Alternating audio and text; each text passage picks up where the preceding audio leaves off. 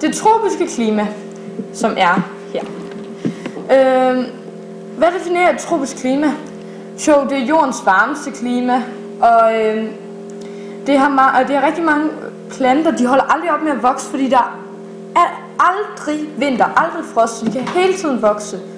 Og der er rigtig mange regnskove, det er nok det, der mest definerer et tropisk klima, som man kan se her på billedet. Savanner, græsstepper og buskstepper. Der er altid rigtig varmt, og der er i den koldeste måned er gennemsnitstemperaturen altid over 15 grader Celsius. Og det er plusgrader, vi taler om, så det er jo næsten en dansk sommer. Og der findes... Altså regnskoven, de er meget vigtige, skal man huske, fordi de optager kuldioxiden, som jo ikke er godt for miljøet, som alle andre planter gør. Og hvis man brænder regnskoven ned, så producerer du kuldioxid. Og så er der stadig ikke nogen planter, længere for dem har du brændt, til at optage kuldioxiden. Derfor vil det skabe meget store ændringer i drivhusgasserne, i balancen mellem drivhusgasserne. Subtropisk klima, som er lige her på det her billede her.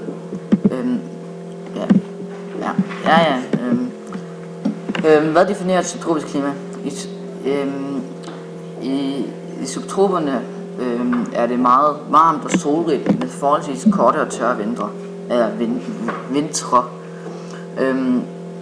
Altså det er jo ikke sådan helt vildt koldt med sne og sådan noget, men det kan godt være lidt koldt i det, nede på 15 minusgrader og sådan noget. Måske mindre, men okay. Ikke minusgrader, normale grader. Hvad slags plantevækst er der?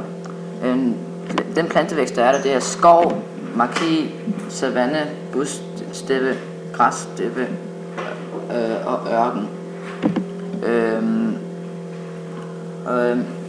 Hvordan er temperaturen, klimaet? Det er varmt og tørt for det meste. Hvad for en slags natur findes der? Ja, det er ligesom plantevæksten. Der er savanne, ørken, græssteppe, bussteppe, maki og skov. Det tempererede klima. Hvad definerer et tempereret klima? Det meste af Nordamerika, Asien og Europa har tempereret klima. Hvad slags plantevækst er der? Regnskov, nåleskov, løvskov, græstæppe, busktæppe, ørken. Hvordan er tempereret klima? Eller klimaet?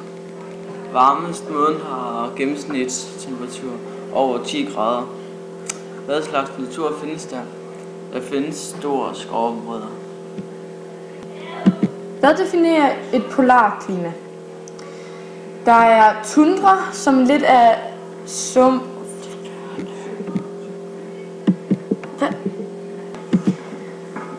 Polarklima. Hvad definerer et polarklima?